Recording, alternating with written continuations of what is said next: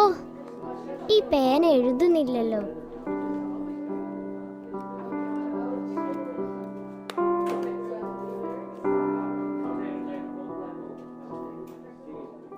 ചാലി, നിന്റെ പെന്നൊന്ന് തരുമോ? എന്റെ പേന കേടുവന്നു.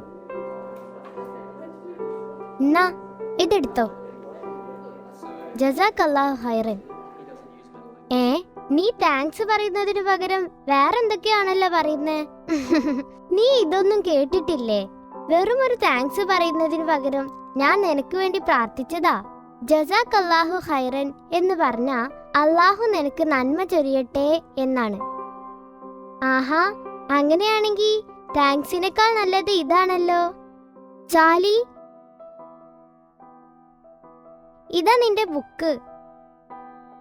ജസാക്കല്ലാഹു ഖൈറൻ.